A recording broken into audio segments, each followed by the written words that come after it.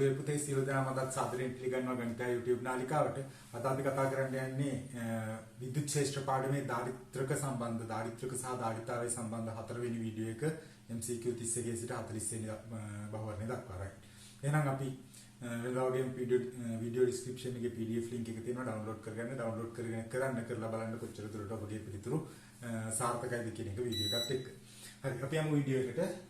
41 වෙනි බහුවර්ණයේ 31 වෙනි බහුවර්ණයේ සිට 40 වෙනි බහුවර්ණය දක්වා 31 වෙනි බහුවර්ණය කියන්නේ ධනාරෝපණයේ රැගත් සරල අවලම්බයක් රූපේ පෙන්වා ඇති පරිදි සමාන්තර ධාතු දාරිත්‍රිකයක තිරස් ධාතු දෙක අතර තබා ඇත. දාරිත්‍රිකයේ V විභවාන්තරයක් යෙදූ විට සරල අවලම්බයේ කුඩා දෝලන සඳහා ආවර්ත කාලය T නම් V සමග T වල ඍණ දෙවෙනි බලය වෙනස් වන ආකාරය වඩාත්ම හොඳින් නිරූපණය වන්නේ. එතකොට අපිට දීලා තියෙනවා අපි දන්නවා සරල අවලම්බයක දෝලන කාලාවර්තයේ T සමානයි 2π වර්ගමූල L බෙදීම G කියලා. හැබැයි මෙතනදී ගුරුත්වාකර්ෂණ ත්වරණය නෙවෙයි තියෙන්නේ. ගුරුත්වාකර්ෂණ ත්වරණයට අමතරව තියෙනවා ඔය ඉල්ලලා තියෙන ධනාරෝපණය මත පල්ලෙහාට බලයක් තියෙන නිසා ඒ බලය නිසා ඇතිවන ත්වරණය. එතකොට අපි එයාගේ ත්වරණය හොයාගත්තොත් පහළට F සමානයි මේ දාලා පහළට තියෙනවා QE කියන බලය ඊට අමතරව තියෙනවා MG කියන බර සමාන වෙන්න ඕන M-ට. එතකොට QE කියන තැනට දාන්න පුළුවන් V බෙදීම D විභවාන්තරයේ බෙදීම දාරිත්‍රකයේ තහඩු අතර පරතරය ධන MG සමානයි MA. ඔතනින් අපිට ත්වරණයට සම්බන්ධයක් ගන්න පුළුවන්. ත්වරණය කියන්නේ QV බෙදීම D ධන G. ඔක ආදේශ කරොත් මෙතනට T සමානයි 2π වර්ගමූල L බෙදීම G වෙනුවට දාන්නේ මෙයා QV බෙදීම D ධන G. ඊළඟට මේකේ වර්ගමූලයේ කොටස අයින් කරගත්තොත් T වර්ගය සමානයි 2π වර්ග වෙනකොට 4π වර්ගය L බෙදීම QV බෙදීම D ධන G කියලා එනවා. දැන් අපිට අහන්නේ T වර්ගයේ නෙවෙයි y අක්ෂය කරන් තියෙන්නේ T වල ඍණ දෙවෙනි බලය. T වල ඍණ දෙවෙනි බලය ගන්න නිසා උඩයට මාරු කරොත් QV බෙදීම D ධන G බෙදීම 4π වර්ගය L කියලා එනවා. මේවා නියතයි. D නියතයි, Q නියතයි, G නියතයි. එහෙනම් T වර්ගය සමානුපාතික වෙන්න ඕන විභවාන්තරයට සමානුපාතික වක්‍රයක් විදිහට දීලා තියෙන්නේ. දෙවෙනි පිළිතුර නිසා පිළිතුර අංක 2 නිවැරදි. 32 වෙනි බහුවර්ණයේ වාතයෙන් පුරවා ඇති ඒකලිත සමාන්තර ධාතු දාරිත්‍රකයක් V විභවාන්තරයකින් ආරෝපණය කර ඇත. ඉන්පසු ධාතු අතර අවකාශයේ පාර විද්‍යුත් නියතය 2යි වූ මාධ්‍යයකින් පිර වූ විට එහි විභවාන්තරය වනුයේ. දැන් තියෙන තත්ත්වය යටතේ අපි ගත්තොත් දාරිත්‍රකයේ ආරෝපණ ප්‍රමාණය අපිට ලියන්න පුළුවන් Q සමානයි CV කියලා. Q සමානයි CV. තියෙන ආරෝපණයේ Q ධාරිතාවේ C ලියන්න පුළුවන් එප්සයිලන් නෝට් A බෙදීම D විභවාන්තරයේ V. අලුත් ආරෝපණයේ වෙනසක් වෙන්නේ නැහැ Q y. මොකද ආරෝපණය කරලා ඒකලිත කරලා තියෙන එක තමයි ඇතුලේ පාර විද්‍යුත් නියතේ වෙනස් ද්‍රව්‍යයකින් පුරවන්නේ. එතකොට එප්සයිලන් නෝට් වෙනකොට එනවා 2යි එප්සයිලන් නෝට් පාර විද්‍යුත් නියතේ 2 නිසා. A බෙදීම D වරක් V dash අලුත් විභවාන්තරය. සමීකරණ දෙක බෙදුවොත් Q ට Q කැපිලා යනවා එප්සයිලන් නෝට් A එප්සයිලන් නෝට් A කැපිලා යනවා V dash සමානයි V බෙදීම 2යි කියන පිළිතුරට අපිට යන්න පුළුවන්. V බෙදීම 2 කියන්නේ පිළිතුරු අංක 1 නිවැරදි පිළිතුර 32 වෙනි බහුවර්ණයට. ඊළඟට 33 වෙනි බහුවර්ණය අපෙන් අහනවා ඒකලිත කර ඇති පද්ධතියක් දීලා තියෙනවා. ඒකලිත කර ඇති 1 මයික්‍රෝෆැරඩ් සහ 2 මයික්‍රෝෆැරඩ් 3 මයික්‍රෝෆැරඩ් ධාරිතාවයන් සහිත වූ ධාරිත්‍රක තුනක් රූපේ වෙන්න ඇත. 2යි 6යි කියන ආරෝපණ ප්‍රමාණ රඳවාගෙන තියෙනවලු මයික්‍රෝෆැරඩ් කූලෝම් වලින්. ධාරිත්‍රකයේ ධන තහඩු සම්බන්ධ කළොත් එම තහඩු වලට සාපේක්ෂව ABC තහඩු වල විභවයේ පිළිවෙලින් අපෙන් අහනවා. දැන් ධාරිත්‍රක තුන සමාන්තරගතයි කියලා ගන්න බෑ අපිට. හේතුව ධාරිත්‍රක තුනේ මේ තහඩු විතරයි එකිනෙකට සම්බන්ධ කරලා තියෙන්නේ. අනිත් තහඩු සම්බන්ධ කරලා නැහැ. ධන ආරෝපිත පැත්ත විතරයි එකිනෙකට සම්බන්ධ කරලා තියෙන්නේ. ඒ නිසා අපිට ධාරිත්‍රකයක ආරෝපණ ප්‍රමාණය Q සමානයි C බෙදීම V ගන්න පුළුවන්. ඔතනින් විභවය උක්ත කරොත් C බෙදීම Q කියලා ගන්න පුළුවන්. එතකොට විභවය පළවෙනි දාරිත්‍රකයේ ධාරිතාවය අපිට දීලා තියෙන්නේ වියුක්ත කරොත් C බෙදීම Q කියලා ගන්න පුළුවන්. පළවෙනි දාරිත්‍රකයේ ධාරිතාවය දීලා තියෙන්නේ අපිට 1යි. එතකොට ධාරිතාවය එකක් නිසා මෙතන වැරදුනා. Q සමානයි CV. උතනින් B යුක්ත කරොත් ගන්න වෙනවා Q බෙදීම C කියලා. පළවෙනි දාරිත්‍රිකයේ හරහා විභවාන්තරය යාගේ ආරෝපණ ප්‍රමාණය 2 මයික්‍රෝකූලෝම් බෙදීම 1 මයික්‍රෝෆැරඩ්. දෙවෙනි එක්කනාගේ විභවාන්තරය 6 බෙදීම 2යි. තුන්වෙනි එක්කනාගේ විභවාන්තරය 6 බෙදීම 3යි. එතකොට මේ තුන් දෙනාගේ විභවයන් වෙනවා 2යි 3යි 2යි කියලා.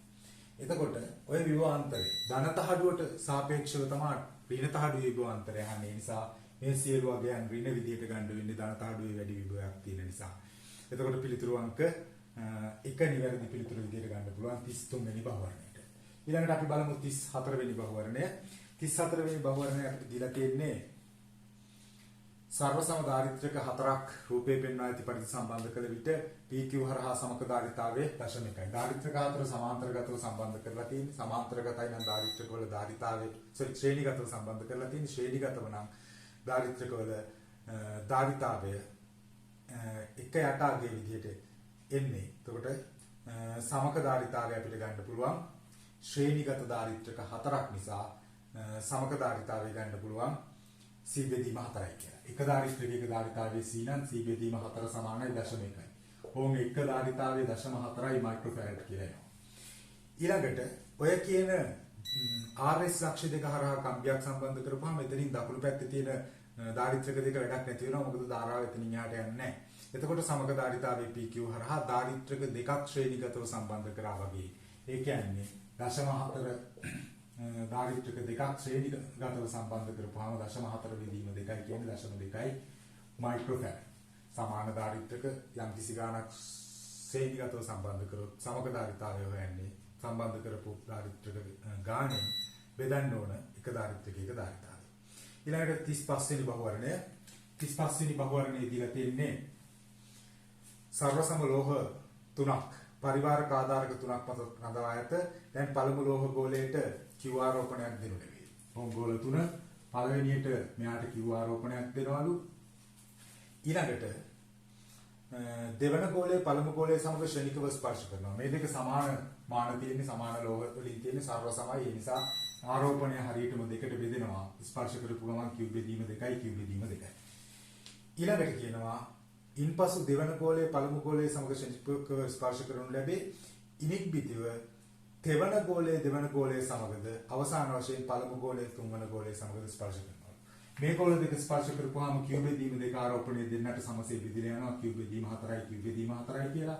ඊළඟට අවසාන වශයෙන් මේ ගෝල දෙක ස්පර්ශ කරපුවාම සඵල ආරෝපණය භාගයයි Q 4න් 1යි Q කියන්නේ 4න් 3යි Q දෙකට බෙදුනහම 4න් 3යි Q කියන එක දෙකට බෙදුනහම 8න් 3යි Q 8න් 3යි Q කියලා මේ දෙන්නට හම්බ වෙනවා. හැබැයි මැද එක්කනක් ආය වෙනසක් වුණේ නැහැ. Q බෙදීම 4යි. කොහොම ඔය පිළිතුර තමයි නිවැරදි පිළිතුර විදිහට ගන්න වෙන්නේ. නිසා 35 වෙනි බහුවර්ණයට පිළිතුරු අංක 2 නිවැරදි පිළිතුර විදිහට අපිට ගන්න පුළුවන්. ඊළඟට බලමු 36 වෙනි බහුවර්ණය. අරයන් ආරක සහ ආර්ධක වුණු ගෝල දෙකක් ඉතා දුරින් තියෙනවලු. මේ ගෝල දෙක සන්නායක කම්බියකින් සම්බන්ධ කරපුවාම සඵල ධාරිතාවය අපෙන් අහන්නේ. එක ගෝලයක ධාරිතාවය 4ක් 5 epsilon not r r1 අනිත් ගෝලයේ ධාරිතාවය 4ක් 5 epsilon not r දෙක. ඔබ ගෝලයක ධාරිතාවය මතක තියාගන්න. ඔය දෙක එකතු කරපුවාම 4යි 5 epsilon not r1 ධන r2 කියලා එනවා. සඵල ධාරිතාවය ගෝල දෙකේ පිළිතුරු අංක 1 නිවැරදි පිළිතුර. ඊළඟට අපි කතා කරේ 36 වෙනි බහුවර්ණය. 37 වෙනි බහුවර්ණය කියන්නේ දාරිත්‍රික පද්ධතියක් දීලා තියෙනවා. මේ වගේ දාරිත්‍රික පද්ධතියක් අපිට දීලා තියෙනවා. එතකොට අපෙන් අහනවා මේ තහඩු දෙකක් අතර පරතරය 0.5 සෙන්ටිමීටර්ලු අනුයාත තහඩු අතිච්ඡාදනය වන සඵල වර්ගඵලයේ වර්ග සෙන්ටිමීටර් 5යි කියලා දීලා තියෙනවා.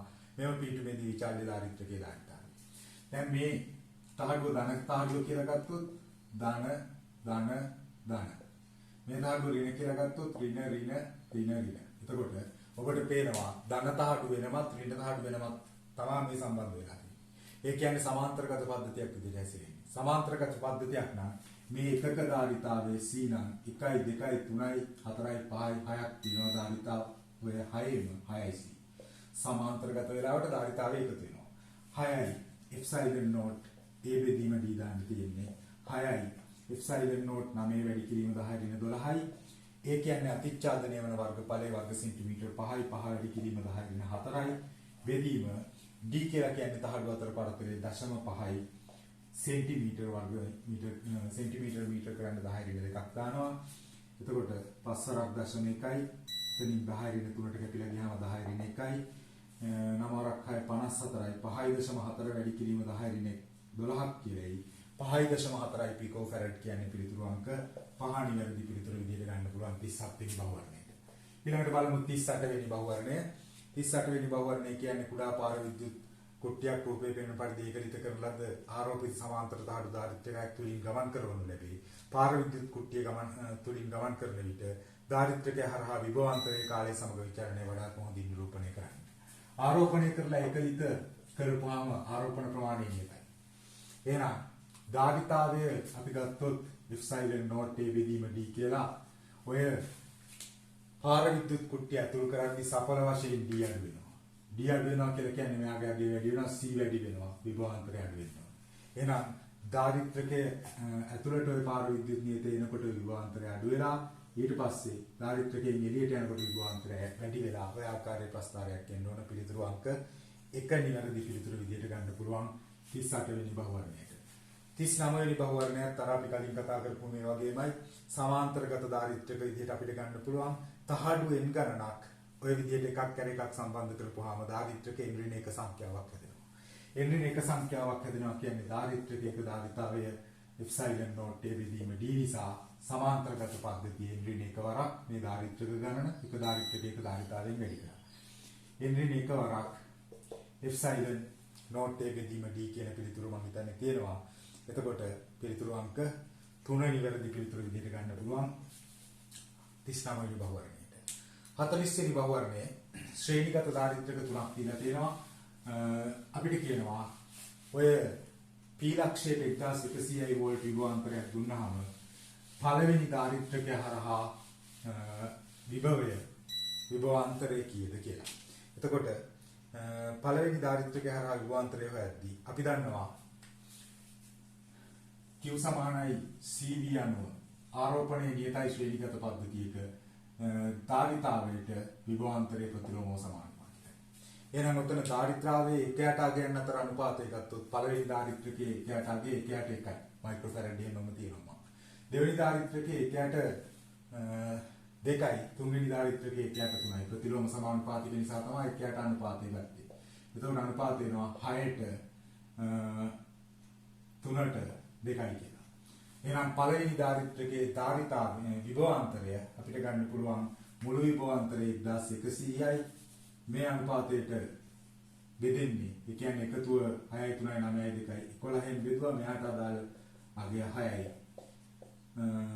100 වරක් 6 කියලා කියන්නේ 600යි වෝල්ට් කියන විභවාන්තරය එනවා. පිළිතුරු අංක 5 නිවැරදි 40 වෙනි බහුවර්ණයට. හරිද ඔය පුතේ එහෙනම් අද MCQ 10ක් අපි කතා කරලා ඉවරයි. මේ වගේ මනුත් වීඩියෝ එකකින් පුළුවන් තරම් ඉක්මනට හමු වෙමු. එතකන් සමගන්නවා සියලු දෙනාටම සුබ දවසක්.